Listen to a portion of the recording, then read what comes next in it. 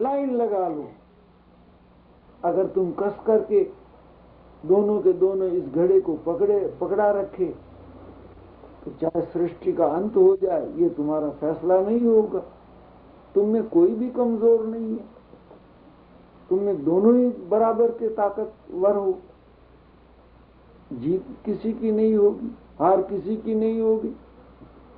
और नृत्य जारी है और उपदेश जारी है कि चाहते हो इसका फैसला, दोनों अपने हाथ ढीले करो, धीरे धीरे अपने हाथ खाली कर दो, एक लाइन में खड़े हो जाओ, मैं तुम्हें सबको अमृत दिला।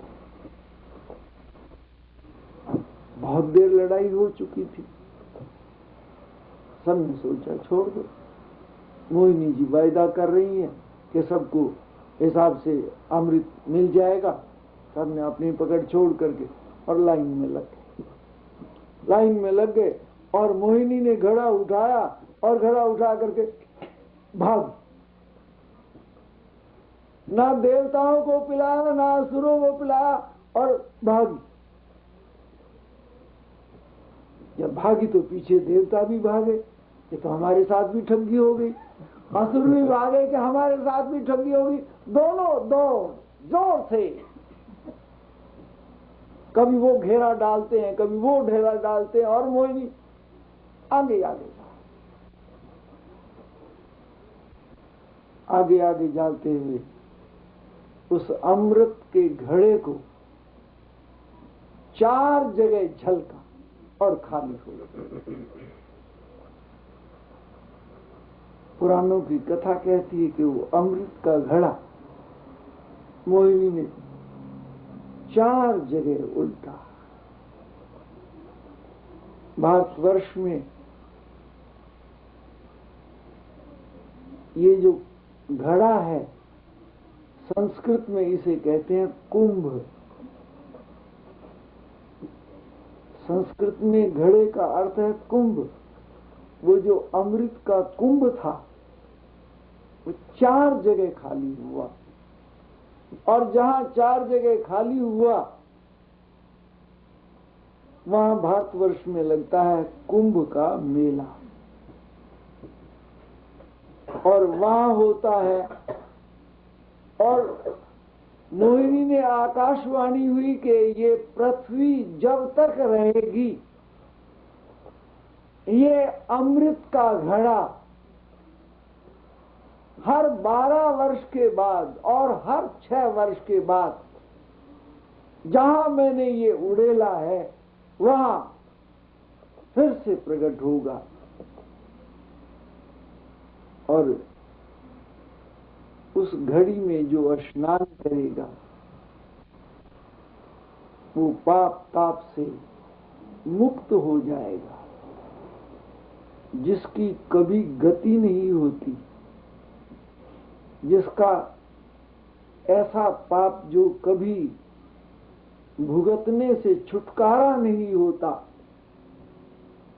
ये 4 जगह जहां अमृत का घड़ा उड़ेला है, वहां उस समय स्नान करने वाला इन तमाम पाप ताप से मुक्त हो जाएगा। और वो 4 जगह, एक है हरिद्वार गंगा, एक है इलाहाबाद त्रिवेणी का संगम, एक है नासिक, एक है उज्जैन। ये भारत के 4 हिस्सों में 12 वर्ष के बाद कुंभ और 6 वर्ष के बाद अर्ध कुंभ, ये काल चक्कर से इस तरह से। और मोहिनी ने कहा जाओ, समय समय पर ये अमृत का प्रकट होगा और बाकी तुम बांट लो। हम बात का जिक्र कर रहे थे कि जिस गंगा के लिए पुराणों में ये कथा आती है कि सृष्टि के आदि काल में ब्रह्मा ने जब सृजन किया तो मनुष्य को अमृत प्रदान करने के लिए गंगा का प्रवाह सबसे पहले पृथ्वी पर बहा और सृष्टि के अंत तक जब सब जल सूख जाता है तो अंत में गंगा का प्रवाह सूखता है। शांतनु ने देखा ये अभी तो सृष्टि सब कायम है और ये गंगा का जल बंद कैसे हो गया। अभी से मेरे प्राण ठीक हैं, श्वास की दशा ठीक आ रही है, पहाड़ सब ठीक हैं, वायु अपने जगह संचालन कर रही है, तो ये गंगा का प्रवाह सूख कैसे गया। तभी उसने आंख उठा करके दूर से देखा एक नौजवान धनुष बाण लेकर के और गंगा की धारा को बेंधता जा रहा है। बाणों पर बाण ऐसे जैसे कोई आवाज के साथ तीरों का समुद्र निकल रहा हो और एक तीर के साथ दूसरा तीर ऐसे सटा हुआ, ऐसे जुड़ा हुआ, जैसे कोई दीवार खड़ी कर और गंगा का जल रुका हुआ। शांतनु हैरान उस नौजवान की तरफ देखा और उसकी बाण चलाने की एक ऐसी अलौकिक ताकत को देखा, चकित रह गए। और एक मन में तूफान आने लगा। एक ये है और ये किस सौभाग्यशाली व्यक्ति का पुत्र है, और एक मैं हूं जो निसंतान हूं, भाग्यहीन हूं और उतराव चढ़ाव। और तभी गंगा प्रकट हुई, वही जो 16 साल पहले महाराजा शांतनु ने जिससे विदा ली थी। और कहा, राजन चकित क्यों होते हो, हैरान क्यों होते हो, और तुम्हारे मन में जो विचित्र विचित्र कामनाएं घूम रही हैं, संभालो, ये बालक और कोई नहीं, ये तुम्हारा बेटा। मैंने तुमसे वायदा किया था कि इसे पाल पोष करके 16 साल के बाद तुम्हें लौटा दूंगी। आज मैं तुम्हें लौटाने आई हूं। इस बालक का चमत्कार देखो, इसमें बाणों की चलाने की क्षमता देखो। और ये बालक, आज मैं इसे वरदान देती हूं कि जब तक तुम नहीं चाहोगे तुम्हें मौत पैगाम लेकर के यमराज का नहीं आएगा। जब तुम चाहोगे तब तुम्हें मृत्यु प्राप्त होगी। इस बालक को मैं ये वरदान देती हूं, संभालो। महाराजा शांतनु को इतनी बात कह करके गंगा ओझल हो गई। और वो बालक, वो नौजवान जो अभी तक बाण चला रहा था, परिचय देते हुए गंगा मैया ने कहा, अपने पिता के चरण छू और इनके साथ जाओ। ये तुम्हारे पिता हैं, मैं तुम्हारे जन्म देने वाली माता हूं। और ध्यान रहे, जब तुम्हें मेरी जरूरत हो, जब कभी तुम्हें मेरी जरूरत हो, एक बार आंख बंद करके मुझे अपने भीतर याद करना, मैं पृथ्वी पर प्रकट हो जाऊं तेरे सामने। ये वो बालक,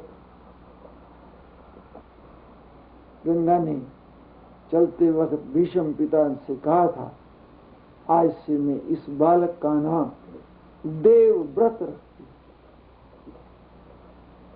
गंगा अपने बालक का नाम संस्कार करके चली गई थी। और महाराजा शांतनु आज अपने बेटे को पा करके ऐसा लग रहा था कि आज तक के दुख सब खत्म हो गए।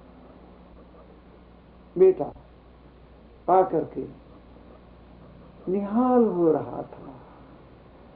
महलों तक जाते जाते, अपने भवन तक जाते जाते महाराजा शांतनु को कुछ सूझता नहीं था।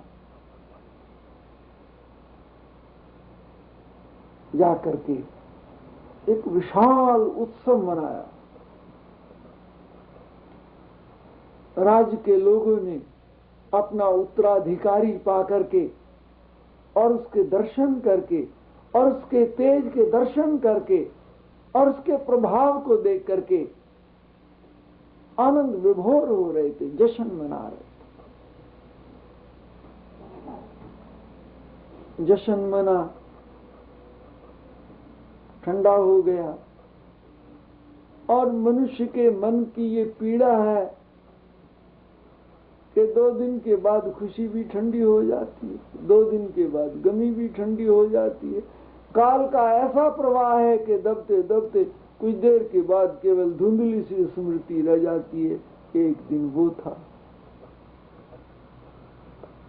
काल का चक्कर, काल का पहिया। अब भीष्म पितामह देवव्रत को पा करके भी महाराजा शांतनु को चैन नहीं आया। जो आदमी चाहता है उसे मिल जाए तो भी इसे कोई चैन थोड़ी आती, क्योंकि जो चाहता है जब वो मिल जाती, जब आदमी किसी के साथ विवाह करना चाहता है लव मैरिज के रूप में और कोर्ट मैरिज हो गई तो क्या सुखी हो जाता है? नहीं। जो चाहता है वो होने के बाद एक और नई चाह की जन्म हो जाता है। फिर से एक नई उधेड़ बुन, नए सवाल जवाब। संसार की हर चीज का यही कि जो चाहता है वो भी उसे मिल जाए और मिलते ही उसका रुख बदल जाता है। एक के बाद काल का पहिया चलता है। ऐसा बाद में ऐसा लगने लगता है जैसे ये जो कुछ मिला था ये तो भार ही बन गया, ये तो दुख का पहाड़ ही बन गया।